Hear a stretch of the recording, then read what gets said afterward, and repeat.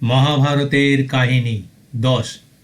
আজ শুনবেন আরুণী উপাখ্যান অষ্টাবক্রের জন্ম রহস্য আদি পর্ব। নমস্কার, আমার নাম রঞ্জন। শুনছেন বিশ্বের সর্বশ্রেষ্ঠ মহাকাব্য মহাভারতের কাহিনী। এর আগের 9টি পর্বে শুনেছেন মহাভারতের বিস্ময়কর 25টি কাহিনী। আজ শুনবেন আরও 2টি কাহিনী, আরুণী উপাখ্যান ও অষ্টাবক্রের জন্ম রহস্য। মহাভারতের আদি পর্বে মহর্ষি আয়োধ ধৌম ও তার শিষ্য আরুণীর গুরুভক্তি ও ত্যাগের কাহিনী অত্যন্ত জনপ্রিয়। এই কাহিনীগুলি আদর্শ ছাত্র ও গুরুর সম্পর্কের প্রতীক।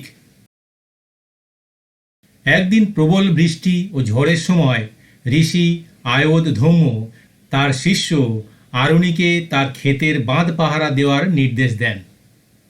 আরুণী খেতে গিয়ে দেখেন গুরুর ক্ষেতের একটা আল বা বাঁধ ভেঙে গেছে, আর সেখান থেকে জল বেরিয়ে যাচ্ছে। ক্ষেতের জল যাতে বেরিয়ে না যায় তার জন্য আরুণী অনেক চেষ্টা করেও বাঁধের ভাঙন রোধ করতে পারলেন না। এদিকে গুরুর আদেশ অমান্য করা উচিত হবে না, তাই অনেক ভেবেচিন্তে আরুণী নিজে শুয়ে পড়ে ভাঙা বাঁধটি তার শরীর দিয়ে আটকে রাখেন।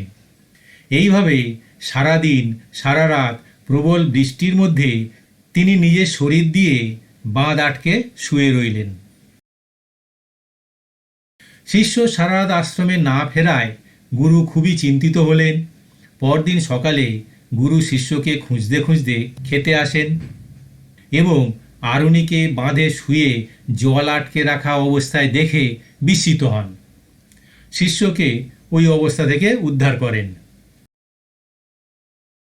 গুরুর প্রতি এমন নিঃস্বার্থ ভক্তি ও আজ্ঞাবহতায় মুগ্ধ হয়ে ঋষি ধৌম তাকে আশীর্বাদ করেন এবং তিনি উদ্দালক নামে বিখ্যাত ঋষিতে পরিণত হন। অষ্টাবক্রের জন্ম রহস্য। ঋষি উদ্দালকের সুজাতা নামে এক গুণবতী কন্যা ছিল। উদ্দালক তার প্রিয় ও শাস্ত্রজ্ঞ শিষ্য কহরের সঙ্গে সুজাতার বিয়ে দেন। সুজাতা যখন গর্ভবতী তখন কহর প্রতিদিন রাতে জোরে জোরে বেদ পাঠ করতেন। একদিন গর্ভস্থ শিশুটি গর্ভ থেকে বলে ওঠে, পিতা, আপনি সারা রাত ধরে যে বেদ পাঠ করছেন তার উচ্চারণ ও ব্যাকরণ সঠিক নয়, আপনি ভুল পাঠ করছেন। নিজের গর্ভস্থ সন্তানের কাছে থেকে এমন সংশোধনের কথা শুনে অহংকারী কহর অত্যন্ত ক্ষুব্ধ হন।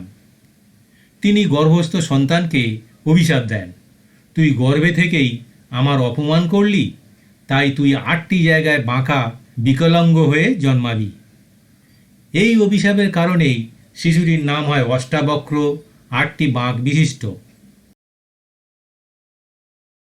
সুজাতার গর্ভাবস্থায় তাদের পরিবারে তীব্র আর্থিক অনটন দেখা দেয়। ধন উপার্জনের উদ্দেশ্যে কহর মিথিলার রাজা জনকের রাজসভায় যান। রাজা জনকের রাজসভায় বন্দিন নামে এক পরম পণ্ডিত ছিলেন, যিনি মূলত বরুণ দেবের পুত্র ছিলেন।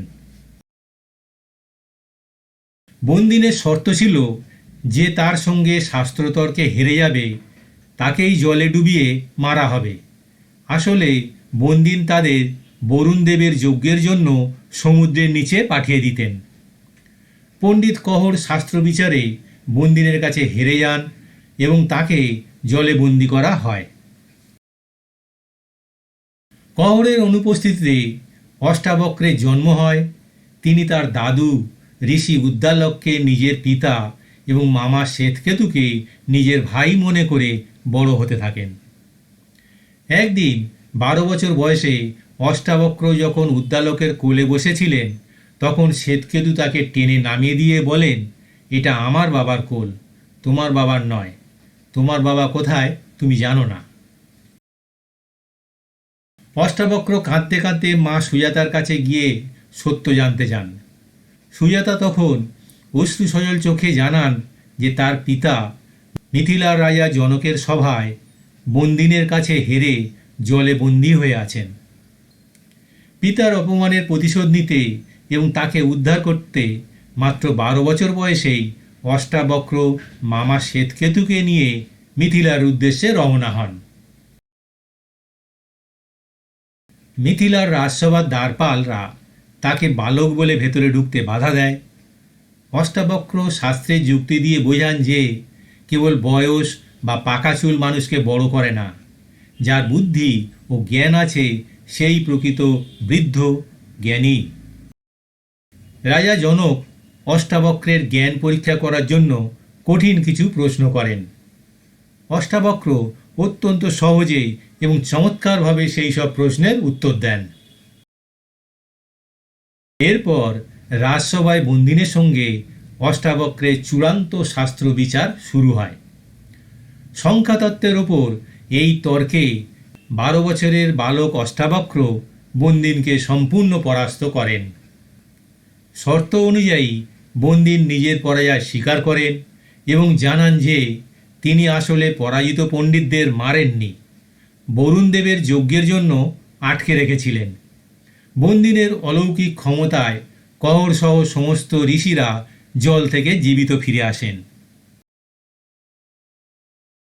পুত্র অষ্টাবক্রের এমন অসামান্য জ্ঞান ও বীরত্ব দেখে পিতা কহরের অহংকার চূর্ণ হয় এবং তিনি অত্যন্ত লজ্জিত ও আনন্দিত হন। বাড়ি ফেরার পথে কহর পুত্রকে সঙ্গমা নদীতে স্নান করতে বলেন। পিতার আদেশে অষ্টাবক্র সঙ্গমা নদীতে ডুব দেওয়া মাত্রই অলৌকিকভাবে তার শরীরের 8টি বাঁক সোজা হয়ে যায় এবং তিনি একটি অতি সুন্দর যুবকে রূপান্তরিত হন।